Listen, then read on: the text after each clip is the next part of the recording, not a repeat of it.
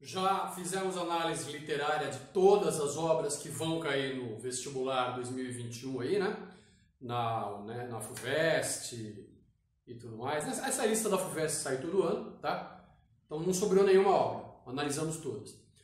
Vamos começar a ver agora o que era para ter sido feito desde o começo do ano, mas eu desviei para focar no vestibular. Ou seja, dando mais ênfase no modernismo, né? Desde o primeiro bimestre. E o previsto ao longo do ano era fazer uma revisão, tá? Essa revisão, se você voltar lá na apostila, na primeira apostila do ano, você vai ver que essa revisão começa com o Barroco. Então, quer dizer, tudo que aconteceu antes do Barroco não aparece na revisão. Suponho que seja uma revisão voltada só para a literatura brasileira, né? Afinal de contas, o Barroco é a primeira escola literária no Brasil. Mas antes do Barroco, a gente tem lá o trovadorismo na Idade Média, depois o humanismo e classicismo no começo da Idade Moderna, né? Arcadismo, tem o humanismo e o classicismo, depois vem no século XVII o Barroco, e aí o Brasil também já tem. Aí, entendeu? Tem toda uma sequência.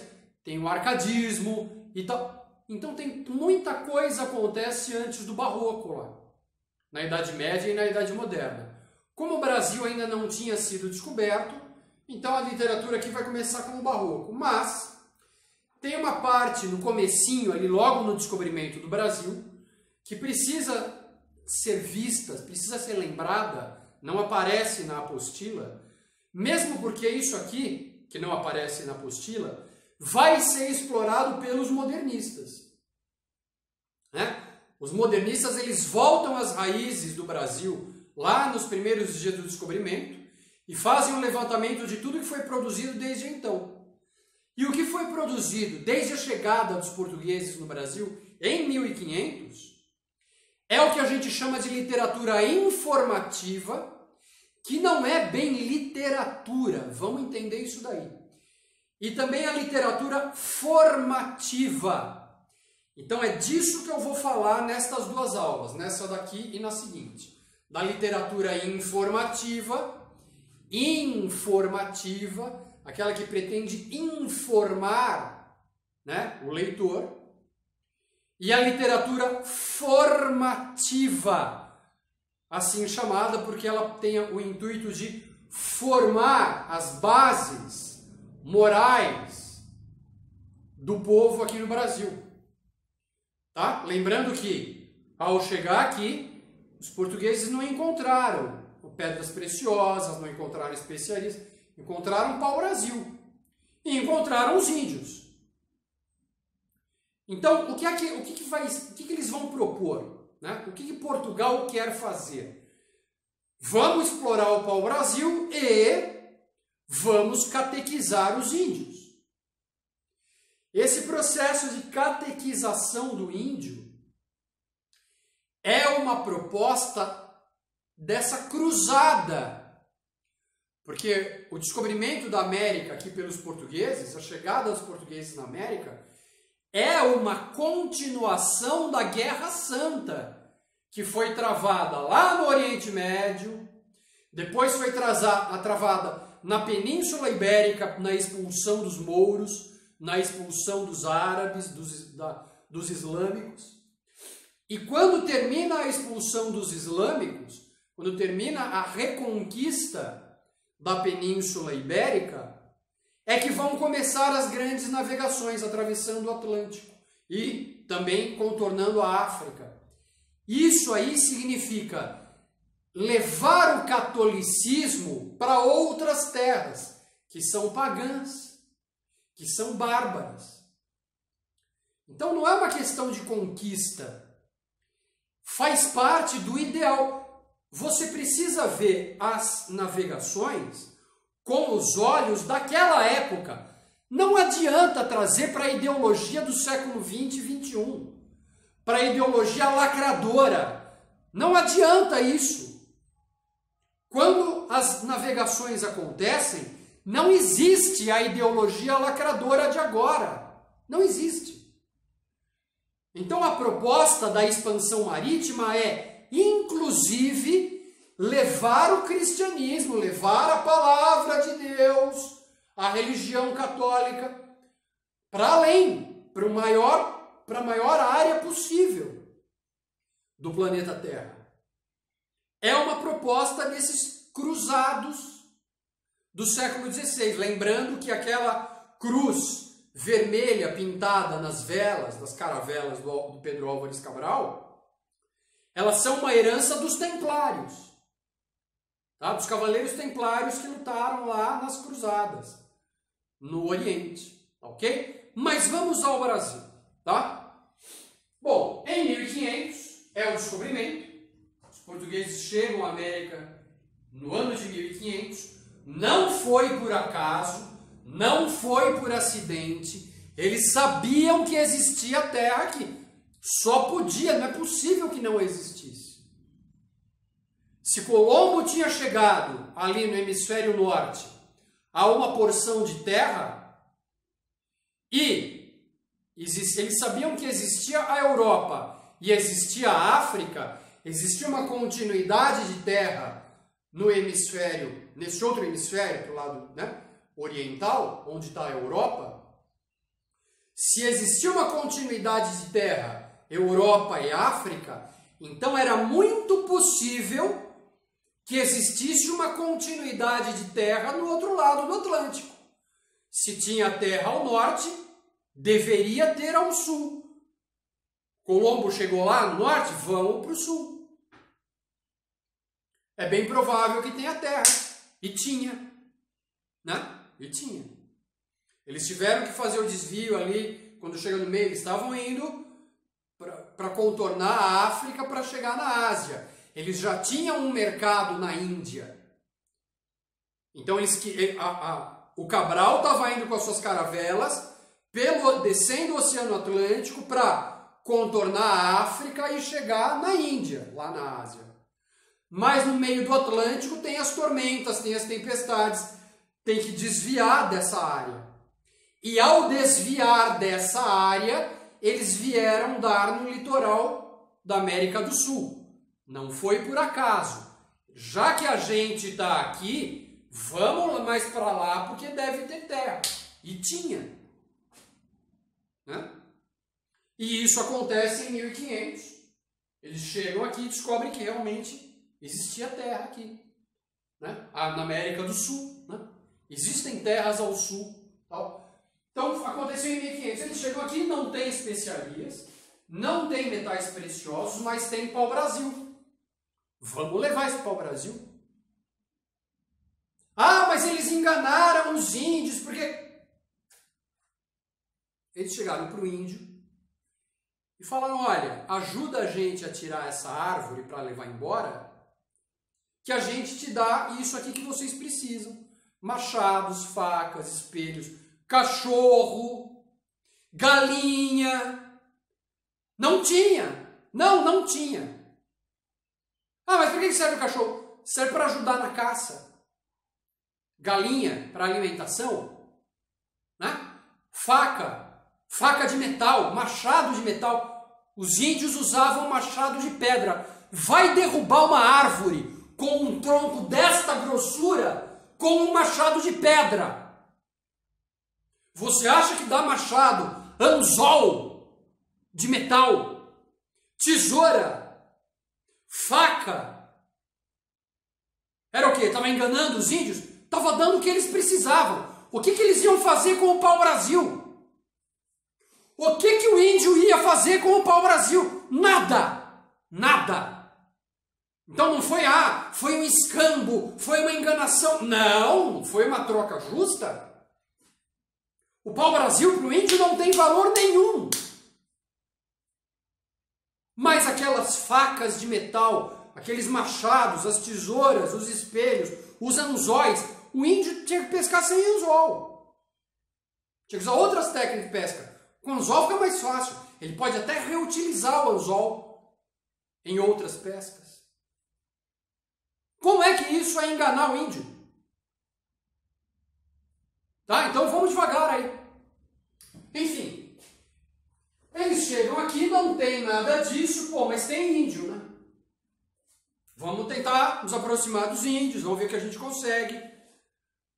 E depois a gente catequiza, mas eu já chego lá, tá? Então, junto com o Pedro Álvares Cabral, no meio da turma do Cabral, né, tinha lá o Pero Vaz de Caminha. Ele era escrivão, ele era responsável por documentar o que acontece durante a viagem. Ora, isso é literatura de informação. Se eu estou registrando os fatos que ocorrem durante a viagem, é porque alguém vai ler. Eu não estou escrevendo para passar o tempo. Eu estou escrevendo porque alguém vai ler isso. Tem um objetivo escrever isso. Então, essa literatura de informação são textos de cronistas e de viajantes. Cronista, o que é uma crônica? É um registro escrito do momento atual, do momento presente. É uma crônica. Estou escrevendo sobre o que está ocorrendo agora. Isso é uma crônica. Então, esses cronistas registravam os fatos conforme ocorriam. Os viajantes, eles registravam aquilo que eles encontravam, que eles descobriam, aquilo pelo que eles passavam. Durante a viagem, quando chega no local, tudo era registrado. Esse tipo de texto ele era muito consumido pelas pessoas comuns na Europa. Tinha uma aceitação, uma procura muito grande. Não tem televisão, não tem internet, não tem Google. E a gente sabe, aí, conforme chegam informações aí, que descobriram terras novas. Pô, o que será que tem lá? Será que tem monstros marinhos aí? Será que tem animais exóticos? Será que tem gente que come gente? O que tem nessa terra? Como é? Então, a curiosidade das pessoas comuns tinha que ser satisfeita. Então, esse tipo de texto era muito procurado no século XVI. Era muito consumido, tá? Para atender a essa demanda da curiosidade das pessoas. O documento mais conhecido e mais importante, porque é a certidão de nascimento, né, do Brasil, é a tal da Carta de Achamento do Brasil. Ganhou esse nome depois, Carta de Achamento. O Brasil foi achado, foi encontrado. Quem escreveu? Pero Vaz de Caminha. Ele era o escrivão da esquadra do Pedro Álvares Cabral. Ele registrava. Ele não escreveu só isso daqui. Antes de escrever essa carta, ele escreveu o que aconteceu durante a viagem, quem morreu, quantas pessoas morreram, que doenças aconteceram, se teve calmaria, se teve tempestade no meio da viagem. Enfim, ele registrou tudo. E quando desembarcaram aqui, agora eu vou registrar o que está acontecendo aqui. Para quem que ele escreveu isso? Para o rei Dom Manuel. O destinatário dessa carta de achamento era o rei de Portugal. O rei precisa saber. Foi o rei que mandou a gente em viagem. E a gente acabou vindo parar aqui. A gente tem que informar o rei o que a gente encontrou. Então ele escreveu essa carta, que é famosa. Você encontra no Google a carta. Vai lá. Carta de Achamento do Brasil por Pero Vaz de Caminha. Dá para entender. Está em português arcaico, mas dá para entender. Né?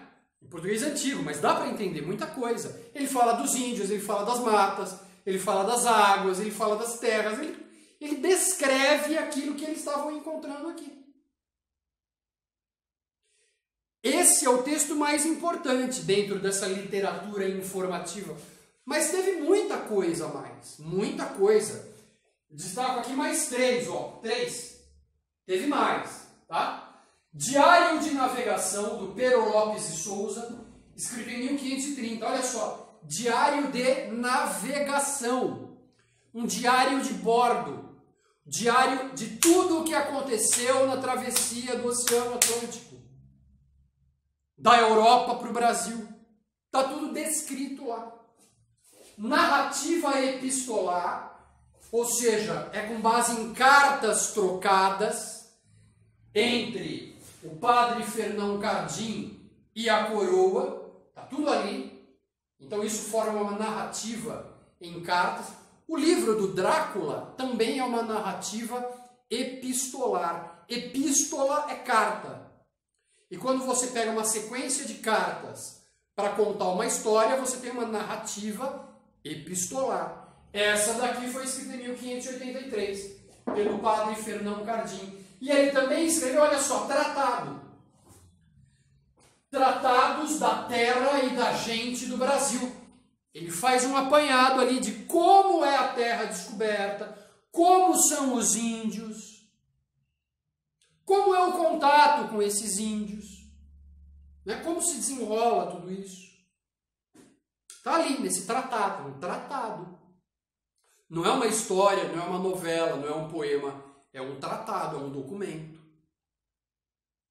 E isso faz parte da literatura informativa. Percebeu? Que não é exatamente aquilo que a gente costuma chamar de literatura, porque não tem uma estética literária, entendeu? Aquelas nuances artísticas. Não, é um documento.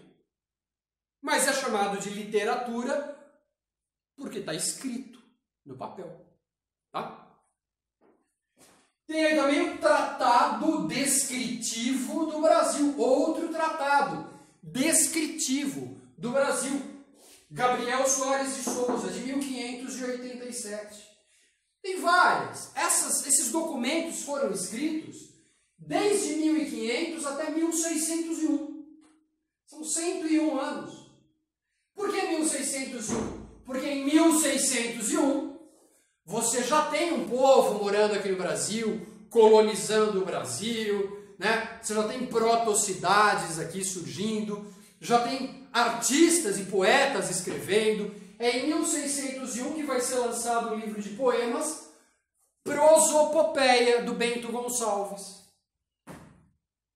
Bento Gonçalves? Acho que é. Tá? Depois, quando chegar em Barroco, a gente vê. Em 1601 é que é lançado o primeiro livro de poesia barroca. Aí é poesia, aí é literatura mesmo, né? Com estética barroca. O barroco já estava acontecendo na Europa, começou a ser trazido para cá, com os ideais barrocos, com a concepção barroca de mundo. E aí a gente vai falar quando entrar em barroco. A carta do Pero Vaz foi escrita dia 1º de maio de 1500. Foi o primeiro documento escrito no Brasil. Assim que eles chegaram, começaram a ver as coisas e tal, registrando e tal. Vai voltar para Portugal esse barco? Ó, leva isso aqui para o rei. Leva essa carta para o rei. Percebeu? Então isso aqui é a literatura informativa. É chamado de literatura, mas são documentos que registram fatos, acontecimentos, coisas reais, para poder informar primeiro o rei de Portugal e também o público consumidor desse tipo de texto. Então são 101 anos aí produzindo essa literatura informativa. Agora, na aula seguinte, eu vou falar da outra, da literatura formativa, que é a literatura jesuítica.